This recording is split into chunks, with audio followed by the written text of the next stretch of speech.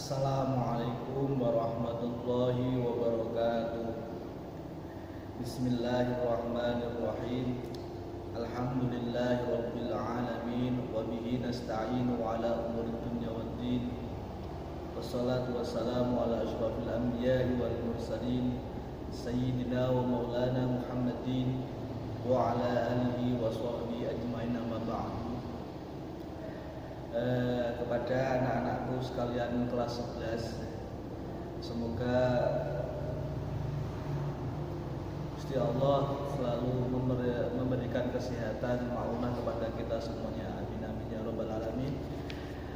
Baiklah anak-anakku sekalian, bahwa pada kali ini saya akan memaparkan tentang bagaimana ketika kita itu mendampingi orang yang mau meninggal atau orang yang mau sakaratul maut itu gimana. Jadi gini,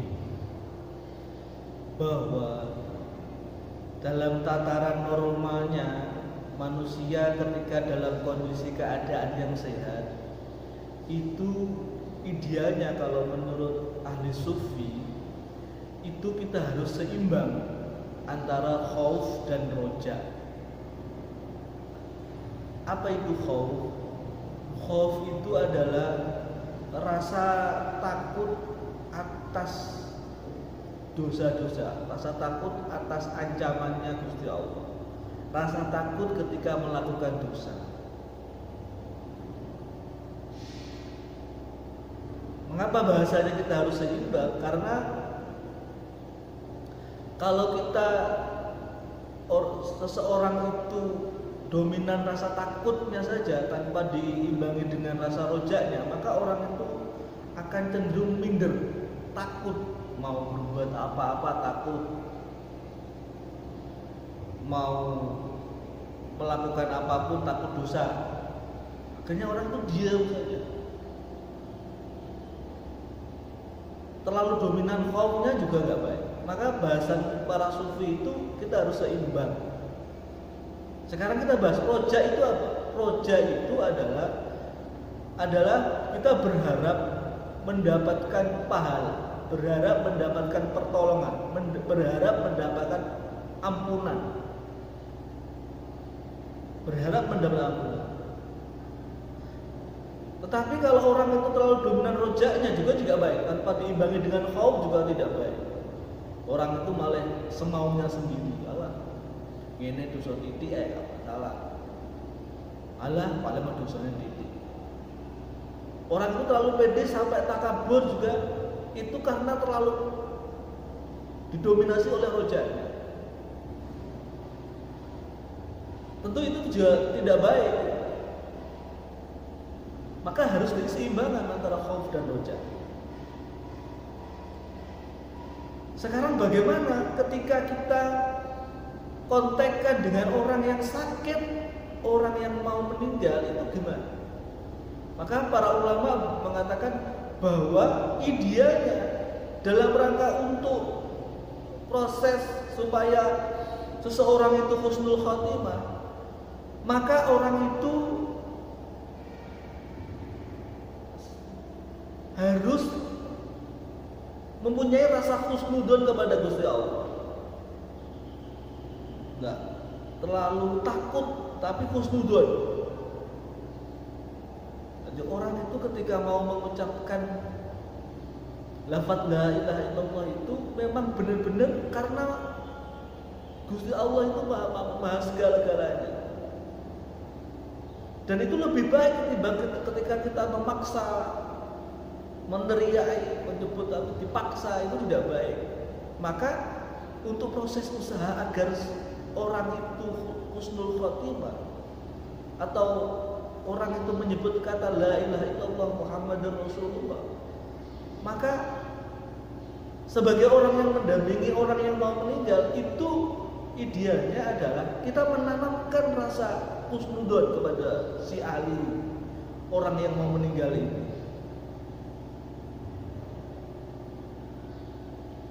Caranya gimana ya tadi? Mbak, Gusti Allah niku Maha Pengampun, dijembarne ati. Gusti Allah itu maha ngopeni ahli waris, ngopeni kabeh. Jadi enggak ditakut-takuti malah. Jadi tidak malah menakut-nakuti, Mbah, dosamu akeh, Mbah. Anakmu guru mentas kabeh, ditakut-takuti. Nah, orang itu kalau sudah takut seperti itu, dia akan memikirkan apa yang dia takuti, malah memalingkan dia, malah melupakan dia dari kata menyebut lafaz la ilaha illallah. Itu yang kita sayangkan. Kita harus hindari, naudzubillah hindari. Maka dari itu, ketika kita mendampingi orang seperti, maka kita harus menanamkan sisi-sisi rojaknya, sisi pengharapan, maha pengampun, maha segalanya, maha. Maka ketika itu gak usah ada pemaksaan pun, maka insya Allah orang itu akan lahir sendiri, akan menyebut lafaz la ilaha illallah, akan minimal menyebut lafaz Allah. Orang gak malah kita bongok, kita paksa, tidak. Semakin dijembar nih, Gusti Allah itu maha luas segala-galanya, maha pengampun, maha pemberi rahmat. Itu yang harus kita tanamkan, karena orang ini mau meninggal. Berbeda kalau ketika kita sehat, jangan disamakan. Itu yang poin intinya yang harus kita tanamkan. Nah, sekarang pertanyaan gini, tanda-tanda orang yang mau meninggal itu gimana? Biasanya kalau yang saya tahu itu orang yang merawat ketika sakit itu dia akan merasakan, ini sudah mendekati ajal. Mungkin karena usahanya, sudah kemana-mana. Itu sudah ada perasaan seperti itu. Allah alam, kemungkinan seperti itu, kemungkinan banyak seperti itu yang terjadi. Jadi pasrah, memang itu mendekati ajal. Maka kalau sudah orang yang merawat seperti itu, maka harus punya langkah-langkah, tahapan-tahapan untuk supaya si orang yang sakit itu ketika ditakdirkan meninggal oleh Gusti Allah harus berusaha agar supaya dia meninggal dalam keadaan husnul khatimah. Caranya gimana? Adalah kalau dalam kitab-kitab fikih itu, ketika orang sakit seperti itu sudah dekat ajalnya, maka dibarikan menghadap ke kanan, kepala di utara. Jadi seperti berbaringnya orang meninggal, dihadapkan ke menghadap ke barat. Kalau bisa seperti itu, diposisikan seperti itu. Tetapi kalau tidak bisa, ya mungkin karena lambungnya sakit atau sempitnya ruangan, minimal menghadap ke barat. Atau kalau mujure barat timur, maka ya kepalanya dihadapkan ke barat. Pokok intinya adalah supaya ketika dia atau si yang sakit ini mau meninggal, kalau bisa meninggalnya dalam keadaan menghadap kiblat. Itu petunjuk dari para ahli dari hadis. Terus ketika dia masih sadar, maka dibacakan surat Yasin. Kalau sadar mungkin masih ada harapan, dibacakan Yasin agak keras. Yasin wal Qur'anil Hakim innaka laminal mursalin, jelas. Dengan harapan kalau memang dia itu sembuh, insyaallah sembuh, ditakdirkan oleh Gusti Allah sembuh, maka Gusti Allah akan segera menyembuhkannya.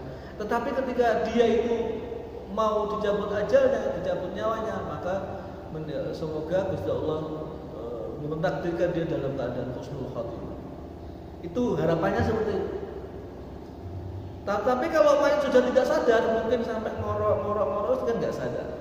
Itu sing luwih idealnya adalah dibacakan surat Ar-Ra'd dengan pelan. Ojo banter-banter tapi pelan.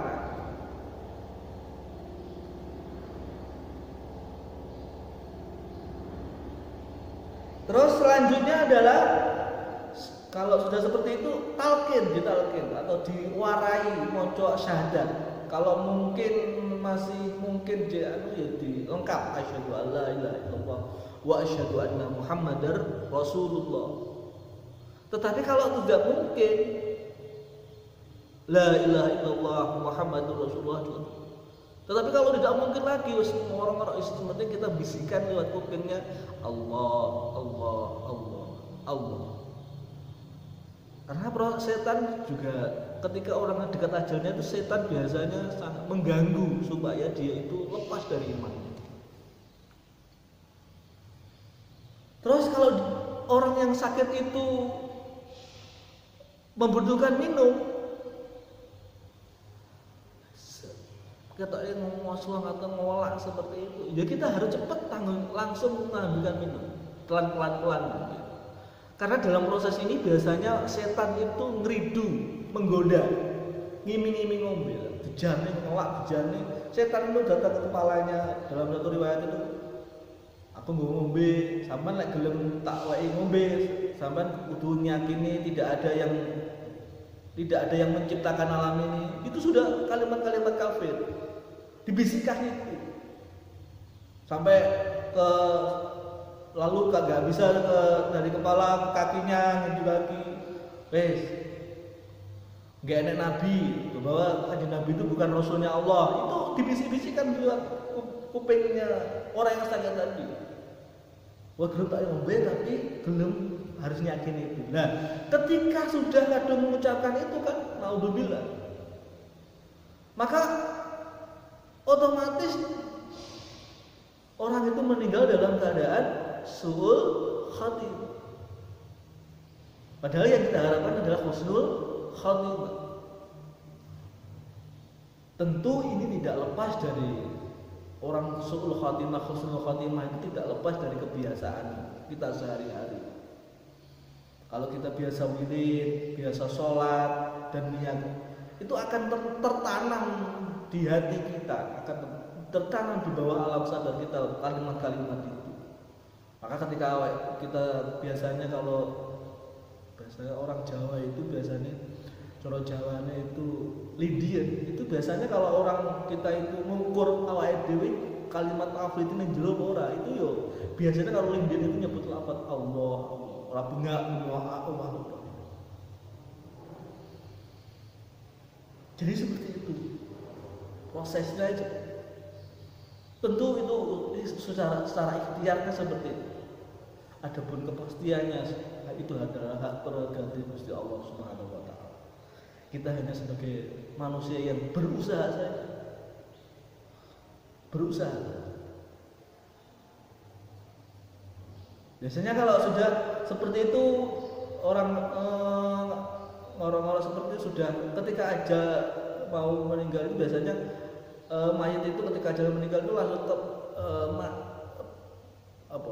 matanya itu penglihatannya itu menghadap ke atas. Dek kayak semacam gerakan seperti blood menghadap ke atas, maka ketika awal di sampingnya harus segera memejamkan matanya dengan mengucapkan Bismillahi wa ala millati Rasulillah Allahumma fillahu warhamhu warfa' darajatuhu fil mahdina wa khluf fi aqibil ghabirina wa filana wa lahu ya rabbal alamin wa fsah lahu fi qabrihi wa nawwir lahu fihi. Kalau panjangnya seperti itu, tapi kalau pendek saja Bismillahi wa ala millati Rasulillah, itu saja sudah cukup. Dengan memejamkan matanya dengan tangan.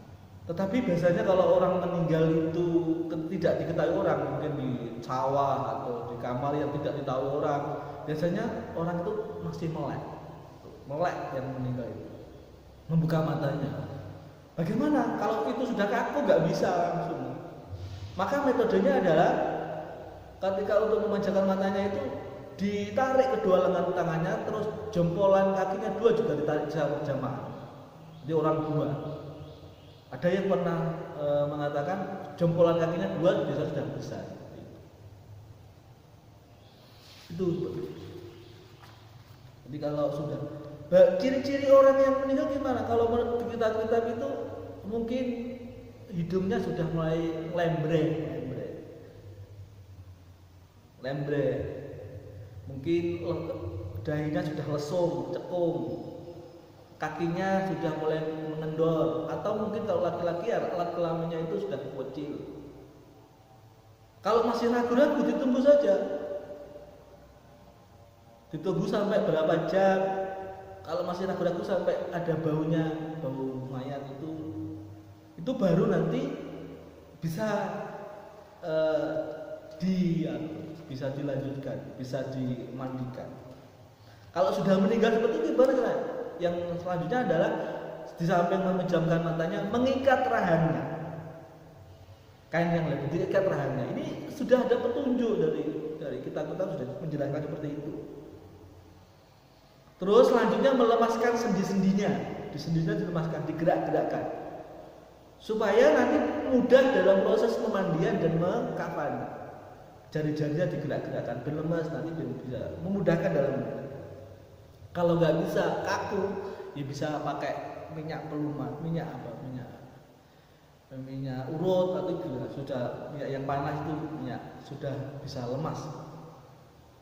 Terus selanjutnya melepaskan pakaiannya dengan cara pelan-pelan, jangan dipaksa gitu. Karena menurut pendapat hadis bahwa ada yang mengatakan orang yang cabut nyawanya masih dalam keadaan merasakan sakit, seperti terbakar, seperti orang yang terluka seluruh tubuhnya. Ketika disentuh salah satu organ tubuhnya juga sakit. Makanya nanti proses memandikan jenazah itu tidak seperti hanya orang yang sehat sebenarnya. Itu ada tekniknya supaya.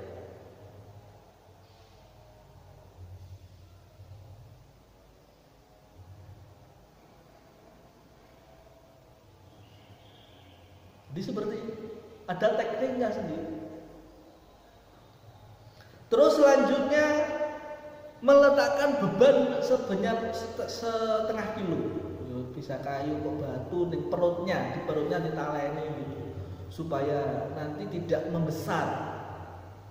Tadi ketika rahangnya ditaleni supaya tidak mengoh mulutnya, tapi perutnya berian supaya tidak mengembung perutnya, karena sudah organ-organ penyerbukan di dalam tubuh itu sudah menikmati semuanya, sehingga kotoran menumpuk, sehingga menimbulkan gas amonia, sehingga menimbulkan gas. Makanya ditekan. Di samping itu juga kotoran-kotoran supaya bisa keluar, perlahan-lahan bisa keluar. Jadi ketika nanti dimandikan, nanti dipeluruti lagi. Terus dalam kondisi seperti itu, ketika sudah dilepas bajunya, ditutup dengan jarik atau kain yang tipis lah. Itu seperti itu, supaya tetap pangkat tertutup kondisinya. Terus menaburkan wewangian, bisa pakai semprot diwangi supaya baunya mayatnya itu tidak menyengat. Itu disemprot atau gimana? Atau ada yang pakai dupa itu. Ada yang pakai dupa kan ada dua dupa hitam, ada dua dupa putih. Itu ada maksudnya sebenarnya adalah menghadirkan makhluk malaikat itu supaya lebih takziah, supaya mendoakan mayat itu agar mendapatkan ampunan, agar dilebarkan kuburnya, seperti itu, meringankan beban jenazah. Terus diletakkan di tempat yang tinggi, jangan di masjid. Diletakkan di tempat yang tinggi. Jangan di bawah. Kalau di bawah itu biasanya cepat rusak jenazah. Terus selanjutnya adalah sebelum mayat itu dimandikan, maka lebih idealnya membebaskan segala tanggungan jenazah. Mulai hutang, apapun itu, kalau hutang, terutama hutang ini jangan ahli warisnya malah ngenteni dibebaskan, jangan, tapi harus aktif. Dicari tahu mana hutang, apakah si mayat itu punya hutang apa enggak, digoleki. Kalau perlu gak usah nunggu dibebaskan, tapi harus disaur hutangnya. Karena menurut riwayat hadis, orang yang masih punya tanggungan hutang atau mungkin pernah menyakiti orang, itu rohnya masih di awal-awal. Ketika sudah orang yang hutangnya itu disaur, terus dolemnya sudah mengampuni, maka roh itu bisa naik lagi ke surga. Seperti ada menurut al-hadis ada. Maka lebih baik itu tanggungan dunia itu dibebaskan ketika jenazah itu sebelum dimandikan, termasuk pembagian waris. Itu lebih baik malah. Jadi kalau konteks Islam itu semakin cepat membagikan waris itu semakin baik. Meskipun kalau dalam umum Jawa mosok tas ngeblake wis demen warisan. Kaya-kaya kok enggak masuk akal, kaya enggak manusiawi. Tapi itu lebih baik. Hutang itu ada hutang zakat, hutang hak adam, atau hutang haji. Orang haji itu yang penting sudah cukup kebutuhan pokoknya, terus masih ada sisa tanah yang kira-kira bisa dibuat berangkat dan pulang dengan selamat, maka itu sudah kewajiban haji. Maka solusinya adalah gimana? Ketika sudah ada orang jenazah kok masih punya tanah, maka lebih baik itu dihajikan dulu. Kalau sudah hutang adamnya dipenuhi, hutang zakatnya, lebih baik juga hajinya. Cara gimana? Ya pakai haji badal. Kan tidak semahal haji yang sungguhan. Haji badal itu paling 10 atau 5 juta. Sudah ada tiap KBIH biasanya mengadakan fasilitas haji badal. Itu akan meringankan beban jenazah tentu saja. Karena kewajiban dunia belum dilaksanakan. Orang kok malah mundur pembagian malah mundur malah benokeh bagian ahli waris malah enggak dipenuhi kewajiban. Jangan. Ada pembagian warisan sebenarnya mudah semuanya. Tinggal ada aplikasi juga bisa sebenarnya. Itu bisa diselesaikan. Jangan malah nunggu sampai putus, sampai punya anak, sampai biaya cicit belum dibagikan. Itu kasihan jenazah. Masih ngambang dia haknya. Kewajibannya masih, hartanya masih belum ditasarufkan oleh ahli warisnya. Karena hak milik dalam Islam itu sangat diakui.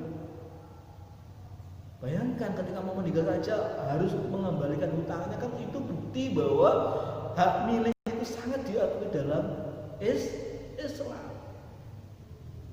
Hak adam itu ya. Dan itu dapat menghambat ruhnya jenazah. Biasanya sudah mendapatkan nikmat, tapi karena ada tanggungan yang masih belum selesaikan, maka itu nanti akan memperlambat proses roh itu naik mendapatkan nikmat. Itu ada.